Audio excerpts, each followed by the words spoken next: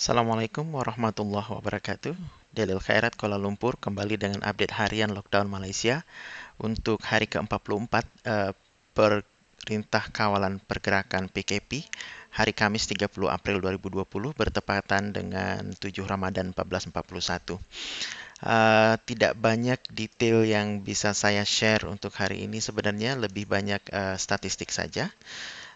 Mari kita mulai dengan statistik Malaysia dengan dashboard yang dirilis oleh Kementerian Kesehatan seperti ini.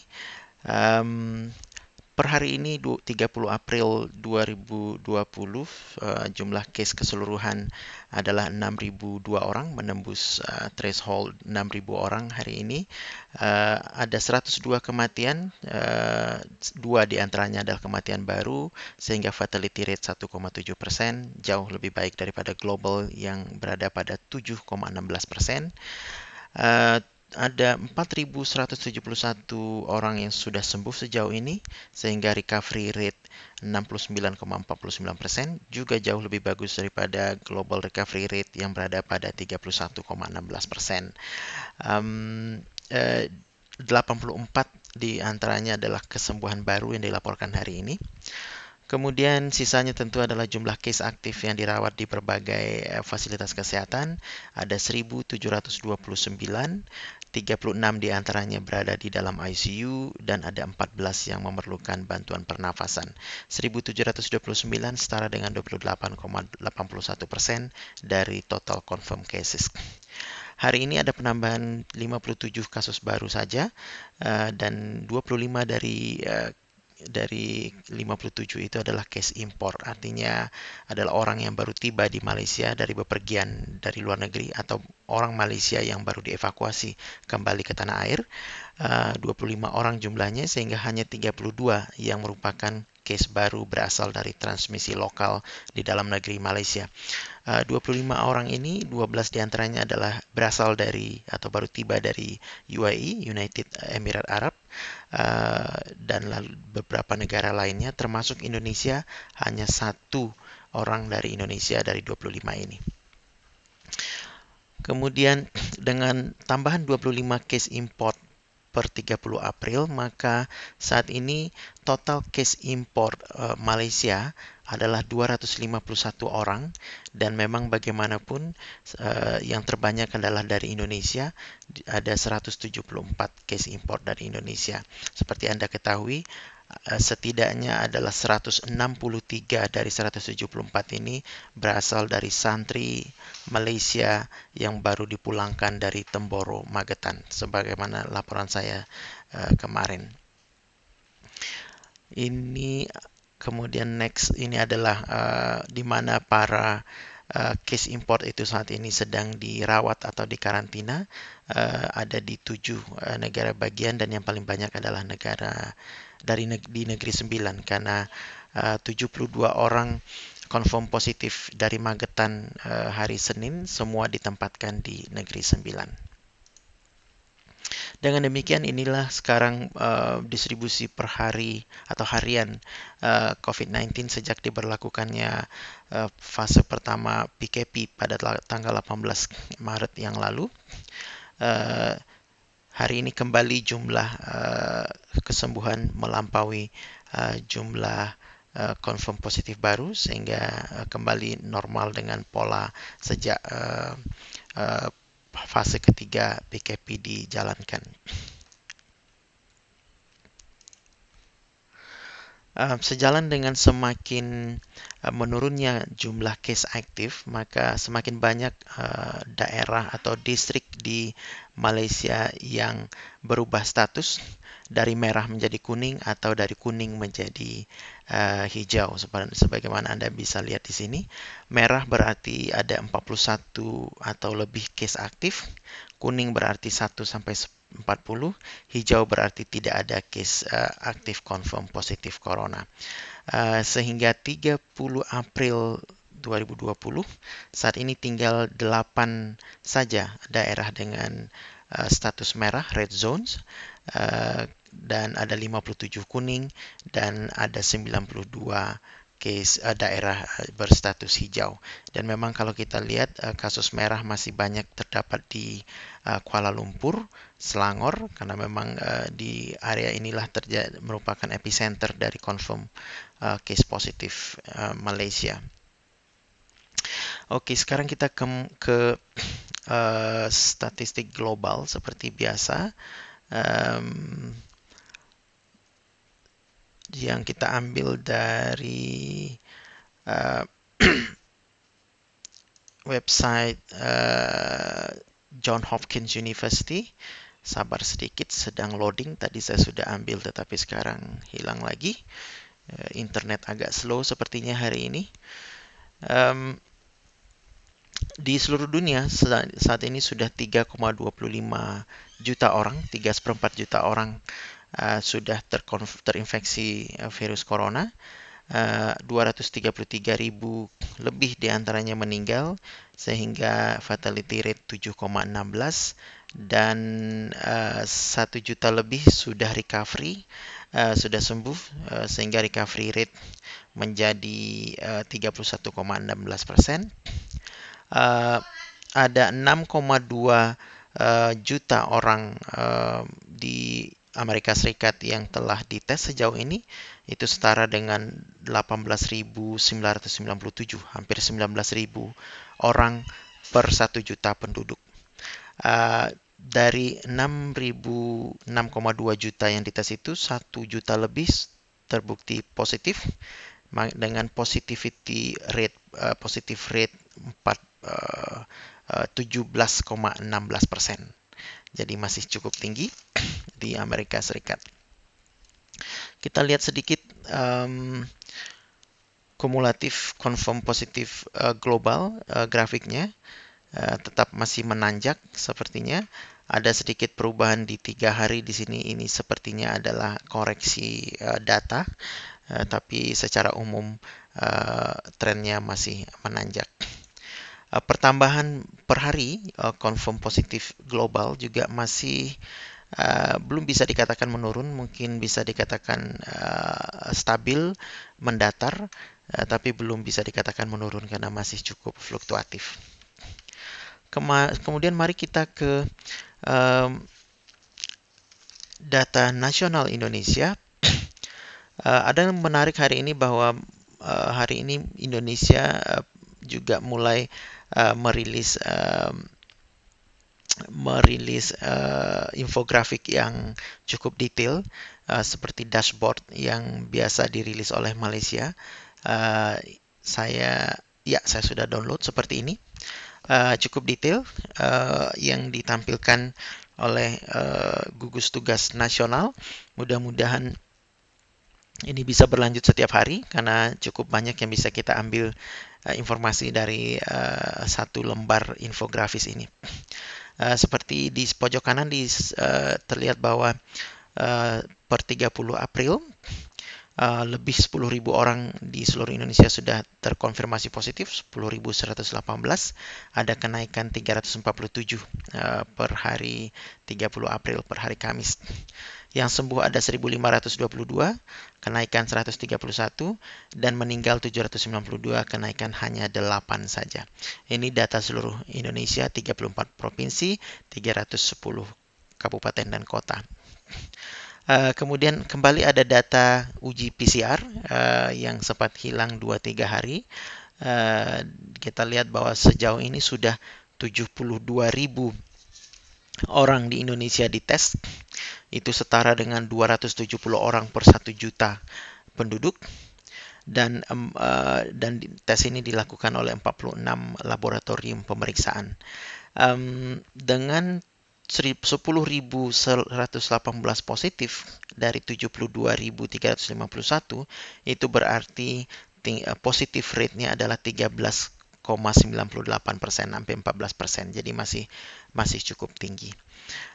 Berkaitan dengan jumlah laboratorium yang mampu melakukan tes uji atau uji PCR di seluruh Indonesia, ada data dari sebuah artikel di website covid19.go.id bahwa Di seluruh Indonesia saat ini sebenarnya sudah 89 laboratorium mampu melakukan uji PCR yang terdiri dari 48 hospital atau rumah sakit, 15 perguruan tinggi, 18 laboratorium Kementerian Kesehatan, 5 laboratorium kesehatan daerah, dan 3 balai veteriner Dinas Peternakan Kementerian Pertanian. Tapi tidak dijelaskan berapa kapasitas harian dari ke-89 laboratorium ini. Dan seperti kita lihat di sini bahwa saat ini di sini dikatakan baru 46 laboratorium kesehatan yang sudah melakukan tes dari 89 yang melakukan. Oke, kita kembali ke website covid19.go.id. Ini data yang tadi sudah saya sebutkan. Ada tambahan di sini data ODP. Orang dalam pemantauan jumlahnya sudah 230.000 dan 21.800 lebih pasien dalam pengawasan. Artinya mereka sudah dirawat di berbagai fasilitas kesehatan dengan simptom gejala-gejala mengarah ke COVID-19, tetapi belum dilakukan uji atau tes, atau hasil uji mereka belum keluar. Kemudian juga bisa dilihat di sini bahwa semakin banyak, semakin detail informasi ditawarkan oleh covid19.go.id, semakin banyak grafik yang bisa dilihat. Misalnya ini adalah grafik kasus terkonfirmasi per hari, ya, per hari yang ditampilkan di sini. Kemudian ini apakah bisa diperkecil? Oh, tidak bisa. Kemudian ada case sembuh per hari juga ditampilkan. Sayang tidak bisa ini sudah kecil saya rasa ini. Kemudian case meninggal juga Anda lihat bahwa cukup stabil setelah ada fluktuasi sebelumnya, kemudian sekarang cukup stabil, cukup rendah. Ini kalau digabung perkembangan kasus harian, Anda bisa lihat yang biru adalah confirm positif, masih menaik lalu agak mendatar di sini, namun fluktuasinya cenderung tinggi. Selama sejak pertengahan April fluktuasinya cukup tinggi, artinya bisa tinggi sekali, bisa rendah sekali. Kemudian untuk yang sembuh juga mulai ada tren menaik, sementara meninggal menurun. Kita berharap grafik yang biru muda ini bisa terus naik sehingga pada suatu titik nanti akan memotong confirm kasus baru, dan apabila grafik ini sudah stabil di atas yang biru confirm positif, maka pada saat itulah kita bisa melihat kasus aktif akan mulai menurun, pertanda fase pemulihan sudah mulai berlangsung seperti yang saat ini terjadi di negara tetangga Malaysia. Oke, ini tren nasional data akumulasi. Anda bisa lihat data akumulasi nasional. Anda bisa lihat di sini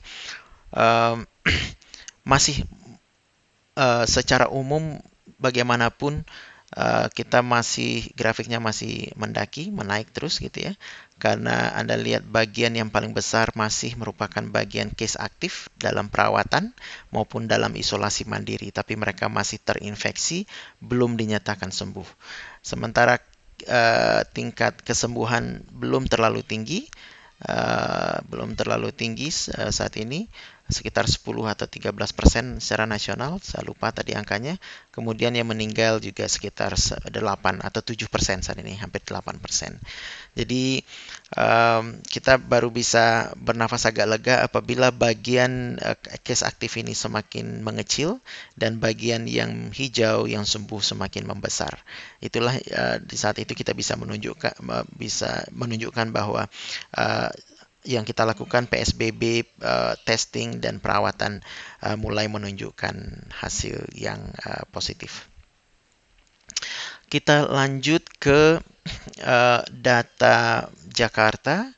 Seperti biasa, dan Jakarta sejak semula juga sudah menampilkan data secara cukup detail yang ditampilkan di website corona.jakarta.go.id. Mohon maaf hari ini uh, internet saya sepertinya lelet sekali. Ya, akhirnya tampil juga. Anda lihat posisi Jakarta, positif 4.283, meninggal 393, sembuh 10%, 427, 2.151 orang dirawat dan 1.312 orang terkonfirmasi positif tapi tidak dirawat di rumah sakit melainkan melakukan isolasi mandiri. Secara persentase fatality rate maupun recovery rate, Jakarta sedikit lebih buruk daripada nasional. Meninggal 9%, nasional hanya 8%. Sembuh Jakarta baru 10%, sembuh nasional sudah 15%. PDP yang dirawat tidak mengalami perubahan dari hari ke hari. Saya lihat sekitar 997, kurang dari 1.000 orang. Kita lanjut ke bawah. Ini grafik akumulatif dari Jakarta.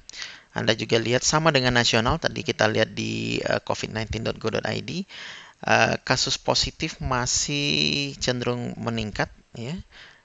Jadi kita belum melihat tanda mendatar maupun menurun. Jadi sebenarnya masih jauh perjalanan Indonesia. Kita sebaiknya jangan terlalu rileks dulu. Mestinya kita tetap terus menjalankan PSBB dengan disiplin yang tinggi sampai sampai grafik ini mulai mendatar dan menurun, sampai jumlah orang yang sembuh per hari melewati jumlah confirm positif baru per hari. Sementara itu, grafik pemakaman dengan protap penanganan COVID-19 juga belum diupdate. Terakhir adalah posisi ada update, mohon maaf, ada update per 30 April. Ada 17, menurun juga, 30 April 17, sebelumnya ada 25, sebelumnya 38, 38, 27, 40. Jumlah tertinggi terjadi pada tanggal 8 April 2020. Ada 54 orang dalam sehari dimakamkan dengan protap COVID-19. Secara akumulatif sampai 30 April jumlahnya adalah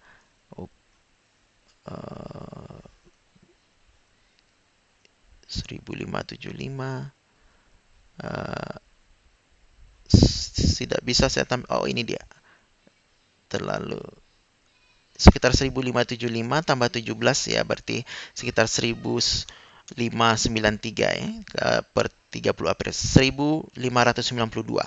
Jadi per 30 April ada 1.592 orang yang dimakamkan dengan protap COVID-19. Artinya dari 1.592 ini tentu terdiri dari 300-an yang confirm positif dan sekitar 1.500-an, 1.200 yang tidak tidak bisa dikonfirmasi mereka positif atau tidak, tetapi mereka diduga positif sehingga harus dilakukan protap COVID-19 atas pemakaman mereka. Oke, saya rasa itu saja update saya hari ini. Insya Allah besok saya mungkin akan hadir dengan update yang lebih menarik, karena pada tanggal 1 Mei 2020 di Malaysia ada sambutan atau perutusan khas atau pidato khusus Perdana Menteri. Pertama dalam menyambut Hari Buruh, tapi juga ada pengumuman penting mengenai PKP dan diluncurkan apa yang disebut sebagai PKPB atau Perintah Kawalan Pergerakan Bersyarat. Intinya adalah upaya pemerintah untuk memulai merelaksasi pelaksanaan PKP dan mulai secara hati-hati dan terkontrol membuka sektor-sektor ekonomi. Oke, itu saja. Mudah-mudahan update saya hari ini bermanfaat. Mohon maaf atas keterlambatan rilis update tanggal 30 April karena sesuatu hal dan lain hal. Semoga bermanfaat. Stay tune. Jangan lupa subscribe ke YouTube channel di Khairat TV untuk daily update on COVID-19 crisis. Semoga Corona crisis cepat berlalu. Wassalamualaikum warahmatullahi wabarakatuh.